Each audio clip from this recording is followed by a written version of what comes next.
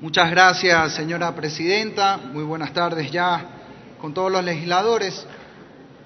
Quisiera que me permita empezar con una brevísima digresión del tema. Yo quiero aprovechar esta oportunidad para reconocer una decisión del día de ayer del presidente de la República en relación al Hospital León Becerra.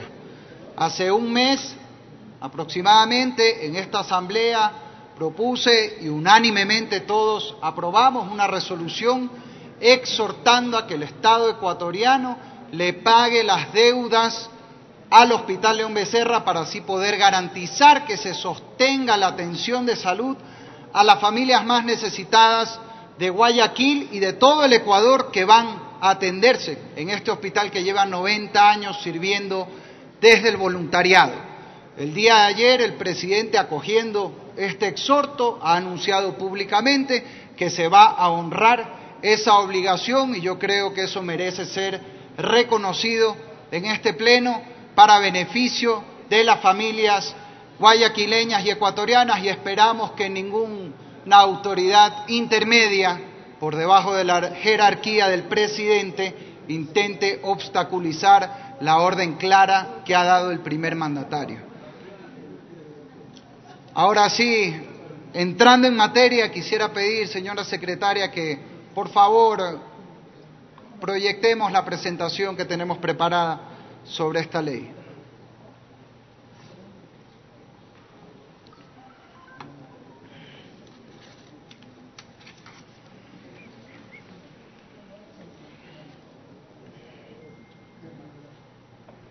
Le rogamos un minuto, señor asambleísta, están arreglando un problema técnico en la presentación, gracias. No hay problema, voy avanzando entonces. La ley de la Defensoría del Pueblo actual que vamos a tratar en segundo debate responde a una necesidad. Primero, la necesidad de ajustar la normativa al marco constitucional vigente a partir del 2008 en el Ecuador. Y ajustarse además a los principios de París que a nivel internacional catalogan a la Defensoría del Pueblo como una institución defensora de los derechos humanos, por lo tanto contrayendo ciertas obligaciones internacionales que deben respetarse. En esta socialización hemos recibido de distintas autoridades. Este es un proyecto, la versión que estamos tratando, que ha sido trabajado mano a mano con la actual Defensoría del Pueblo, donde hemos recibido a representantes de organizaciones de derechos humanos, de organizaciones estudiantiles, a la Junta de Usuarios y Consumidores de la Defensoría del Pueblo, también otros individuos que no están en la presentación. Por ejemplo, hemos recibido observaciones de varias agencias de las Naciones Unidas, de universidades, académicos, y la propia Defensoría del Pueblo también nos ha enviado el resultado de talleres que se realizaron para construir los aportes a esta ley. Siguiente, por favor. Siguiente. ¿Cuáles son los cambios sustanciales que planteamos en esta nueva ley? Como ya lo dije, concordar con la Constitución y los principios de París.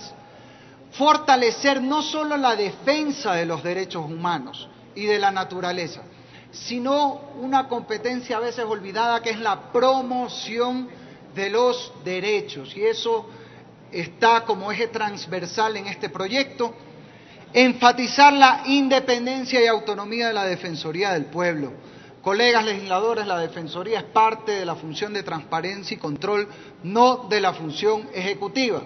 Y el Defensor del Pueblo no es un subalterno del presidente, como a veces parecía en algunos casos. Por tanto, hay que garantizar esa plena autonomía.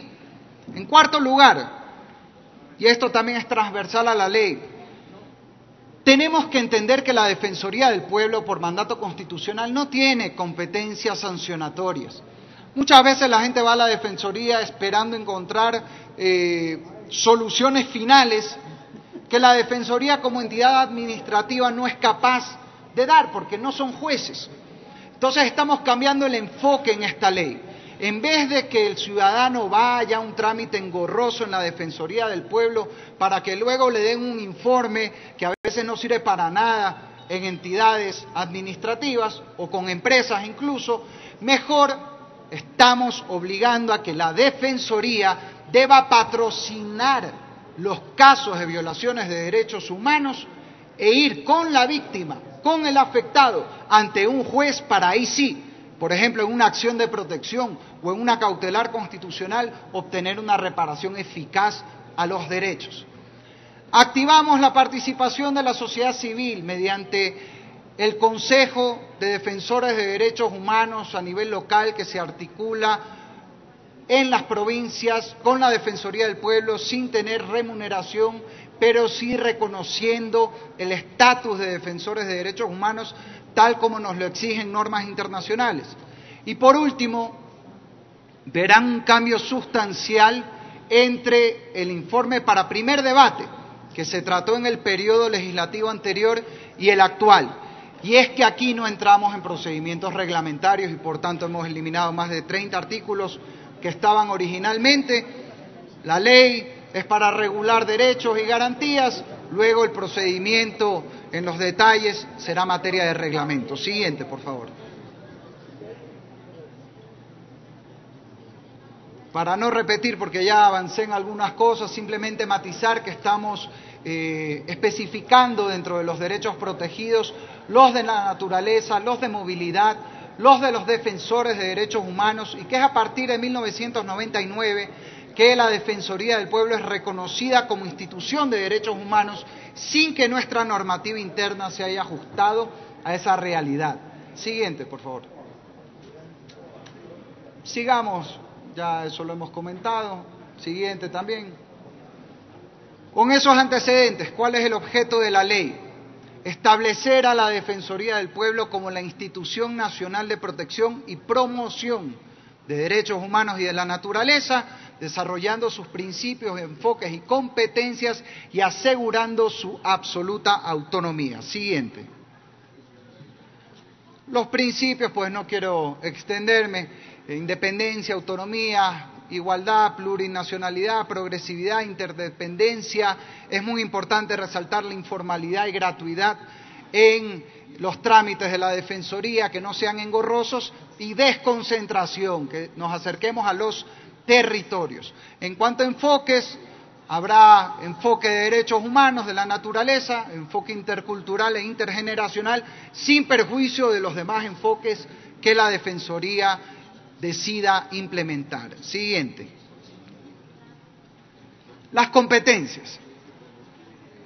Lo fundamental, insisto, es que la Defensoría sea una institución que patrocine, a petición de parte o incluso de oficio, acciones judiciales, ciudadanas, constitucionales, garantías jurisdiccionales para proteger los derechos de las personas. No caer en una tramitología excesiva y muchas veces ineficaz en los casos de usuarios y consumidores. En vez de esperar a que haya un informe después de meses de la Defensoría, debe haber la posibilidad de ir directamente ante el juez con el delegado del Defensor del Pueblo para reclamar por deficiencias, daños o mala calidad de bienes y servicios, enfatizando, eso sí, casos generalizados, sistemáticos o de relevancia social. En esto tenemos un buen ejemplo reciente: las cocinas de inducción. La Defensoría del Pueblo recibió denuncias a lo largo y ancho del país. Todos sabemos, sobre todo en sectores marginales y en sectores rurales, que iban, les entregaban la cocina, ni siquiera les preguntaban a quién estaba en la casa, y luego les cobraban planillas y resulta que no tienen ni la cometida eléctrica para que funcionen las cocinas de inducción. Y esto se ha repetido en todo el país. ¿Qué hizo la Defensoría? En vez de ir caso por caso, planteó una acción colectiva para poder dar una solución general e integral a este tema. Y eso es lo que debemos promover. Sigamos, por favor. Aparte de eso, por supuesto, se reserva la potestad de emitir dictámenes, pronunciamientos, recomendaciones, informes y exhortos, vigilar el debido proceso, presentar proyectos de ley e incluso la suscripción de instrumentos internacionales y vigilar que las políticas públicas se adecúen a la protección de derechos. Sigamos. Por supuesto, ejercer toda acción ante la Corte Constitucional y hacer el seguimiento de acciones constitucionales y de sus sentencias respectivas, así como activar mecanismos internacionales de protección y promoción de derechos. Sigamos. Entremos ya a las atribuciones del defensor del pueblo. La representación de la institución, hacer cumplir las normas jurídicas vigentes, rendición de cuentas, organización con la sociedad civil de los consejos de defensoras y defensores de derechos humanos y de la naturaleza y organizar ágilmente la institucionalidad interna. Sigamos. Obviamente en esto reiteramos prácticamente lo que dice la Constitución. El Consejo de Participación designa al defensor del pueblo, que puede durar 5 años en el cargo. La Asamblea lo posesiona. Establecemos una sola reelección alternada, no inmediata. Fuero de Corte Nacional, inmunidad, tal como dice la Constitución, y posibilidad de juicio político. A su vez, el vicedefensor o vicedefensora, pues, es nombrado por la máxima autoridad. Siguiente. En cuanto a los requisitos, son los que ya están generalmente establecidos. Eso sí, acogemos el mandato de la consulta popular de febrero, donde excluimos a quienes hayan militado en partidos o movimientos políticos los últimos 5 años. Siguiente, por favor. Proceso para selección, está entre los artículos 2 y 15 la reglamentación. También en cuanto al cese de funciones y ausencias con plazos máximos para la subrogación. Siguiente. Ahora la organización interna, y en esto sí hay cambios un poco más de fondo. Hay delegaciones territoriales en cada provincia del país que tienen que ser ágiles. Hay delegaciones extraterritoriales que no solamente van a depender de la Cancillería o de la diplomacia que responde al Ejecutivo. La Defensoría debe tener independencia también en el exterior para organizarse de acuerdo a las necesidades de nuestros hermanos migrantes. Se pueden crear comisiones especiales en casos de violación de derechos, por supuesto las dependencias organizacionales y por último mecanismos de protección. Siguiente. En cuanto a los mecanismos de protección, expresamente se están contemplando como cumplimiento de mandatos internacionales mecanismos para prevención contra la tortura, para proteger los derechos de niños, niñas y adolescentes, para monitorear derechos de personas con discapacidad, para la prevención de la violencia contra las mujeres, para proteger y promover los derechos de la naturaleza y, por supuesto, dejamos abierta la puerta para otros mecanismos que puedan plantearse. Ya incluso sabemos que hay una propuesta para incluir ahí movilidad humana, que estamos de acuerdo, esto consta en el artículo 21. En cuanto a la articulación con la sociedad civil, hay que proteger los derechos de los defensores de derechos humanos. Para eso hay consejos de defensores de derechos que serán elegidos en una audiencia pública, a la luz del día, con convocatorias públicas para evitar sesgos políticos. No van a ser funcionarios remunerados, sino gente que tiene una trayectoria en la defensa de derechos humanos, que desea colaborar con la Institución Nacional de Protección de Derechos, que es la Defensoría del Pueblo. Sigamos.